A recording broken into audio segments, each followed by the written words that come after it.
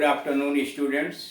इस वीडियो के अंतर्गत हम लोग विल हैव और शैल हैव से बनने वाले प्रश्न और उत्तर के विषय में जानकारी प्राप्त करेंगे, मतलब फ्यूचर परफेक्ट टेंस, और साथ ही साथ फ्यूचर परफेक्ट कंटीन्यूअस टेंस के अंतर्गत कैसे क्वेश्चन बनाएंगे और उनका जवाब कैसे देंगे। सामने वाला अगर प्रश्न पूछता है तो हम उसका आंसर कैसे करेंगे, और हमको अगर प्रश्न पूछना है तो कैसे करेंगे, वह भी एक्सिलरी वर्ब से, सहायक क्रिया से कैसे प्रश्न पूछा जाता है, उसका आंसर कैसे दिया जाता है। मीनाक्षी, क्या वह जा चुकी होगी? मीनाक्षी ने पूछा रजनी से, क्या वह जा चुकी होगी? Will she have gone. इसमें विल हैव लगा के क्रिया का थर्ड फॉर्म लगाया जाता है। प्रश्न है तो विल को बाहर कर दिया, will she have gone. Rajni ने उत्तर दिया, नहीं वह नहीं जा चुकी होगी। नहीं, वह नहीं जा चुकी होगी। नो शी वोंट हैव या she wouldn't have, will not have कहिए या वुड नॉट हैव। अब उसको विल नॉट को तो ओंट मिला दीजिए, विल नॉट को करेक्ट करेंगे, एक साथ करेंगे तो ओंट हो जाएगा, और वुड नॉट को करेंगे तो वुडंट हो जाएगा। तो no she wouldn't have. Meenakshi, क्या तुम अगले मास तक कालका से आ चुकी होगी? मीनाक्षी ने फिर पूछा, क्या तुम अगले मास तक कालका से आ चुकी होगी? Will you have come back from कालका बाय नेक्स्ट मंथ, अगले महीने तक। मीनाक्षी ने पूछा, क्या तुम अगले मास तक कालका से आ चुकी होगी? अंग्रेजी हो गए, will you have come back from कालका by the next month. Rajni, हाँ मैं तब तक वहां से आ चुकी होंगी। रजनी ने जवाब दिया, हाँ मैं तब तक वहां से आ चुकी होंगी। इंग्लिश कहेंगे, yes I should be back by then. Yes I should be back by then, अथवा yes I will have come by then, तब तक मैं आ चुकी होंगी। देखिए यहाँ पर मुझे उस समय तक वापस हो जाना चाहिए, या मतलब भाव की अंग्रेजी कही गई है, तो आप कहेंगे शुड कहां से आ गया। और यह जैसे है वैसे, I will have come back by then, मैं तब तक आ चुकी होंगी। आगे डॉट डॉट कर दिया गया कि बाय देन छुपा लिया गया। मीनाक्षी ने फिर कहा, क्या कल तुम इस समय तक परीक्षा दे चुकी होगी? क्या कल तुम इस समय तक परीक्षा दे चुकी होगी? Will you have taken your test? Will you have taken your test by this time tomorrow? Will you have taken your test by this time tomorrow? Rajni ने कहा, हाँ मैं अपने जीवन का एक महत्वपूर्ण अध्याय समाप्त कर चुकी होंगी।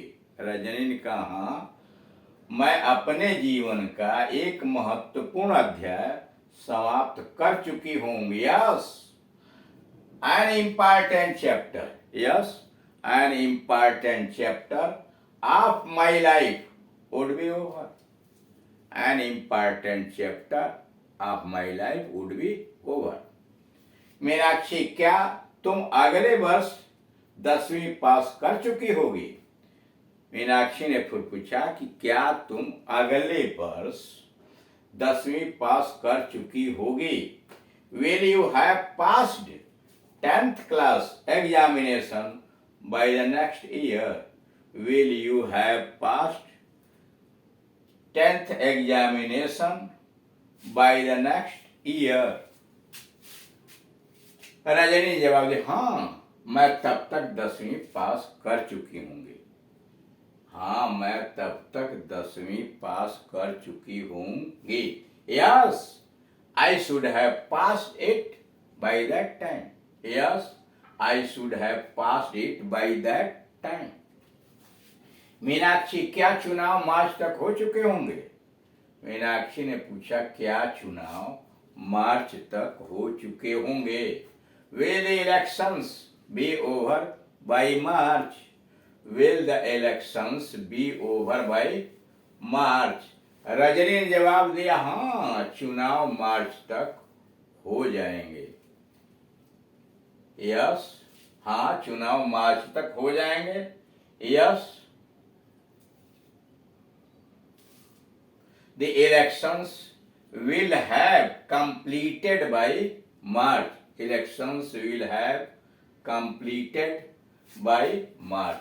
मीनाक्षी ने फिर पूछा, क्या तेरा भाई कनाडा से आ चुका होगा? क्या तेरा भाई कनाडा से आ चुका होगा? Will your brother have returned from Canada? Will your brother have returned from Canada? Rajni ने कहा, नहीं, वे कनाडा से नहीं आ चुके होंगे। नहीं, वे कनाडा से नहीं आ चुके होंगे। No he wouldn't have. No he wouldn't have. अब अगला है future perfect continuous tense. Will have been, shall have been. I और वी दो के साथ शैल हैव बीन लगाते हैं, बाकी सबके साथ विल हैव बीन लगाकर मुख्य क्रिया का में आईएनजी, फर्स्ट फॉर्म में आईएनजी जोड़ के रखते हैं। निश्चित समय के लिए सिंस, अनिश्चित समय के लिए फॉर लगाया जाता है। अब यहां देख रहे हैं, प्रभात, क्या कल तुम इस समय सो रहे होगे? अब उसी में बढ़ा दिएगा, 1 घंटे से सो रहे होगे। करा, क्या कल तुम इस समय सो रहे होगे? अथवा क्या कल तुम इस समय 1 घंटे से सो रहे होगे? Will you have been sleeping at this time for an hour tomorrow? Will you have been sleeping at this time for an hour tomorrow? Sudhir, नहीं, मैं शायद इस समय पढ़ रहा हूँ। इसलिए कि फ्यूचर टेंस का है तो कल्पना ही करेगा, संभावना व्यक्त करेगा। नहीं, मैं शायद इस समय पढ़ रहा हूँगा। No probably I shall have been studying at this time. No probably मतलब संभवतः। No probably I shall have been studying at this time. अगला है प्रभात का, और तुम्हारा भाई राजीव क्या कर रहा होगा? और तुम्हारा भाई राजीव क्या कर रहा होगा उसी टेंस में। And what will your brother Rajiv have been doing? And what will your brother Rajiv have been doing? और तुम्हारा भाई राजीव क्या कर रहा होगा? तो सुधीर, वह शिमला जाने की तैयारी कर रहा होगा। He will have preparing to leave for Shimla.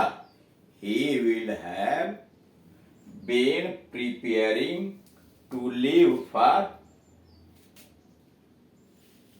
He will have, यहाँ been छूट गया। He will have been preparing.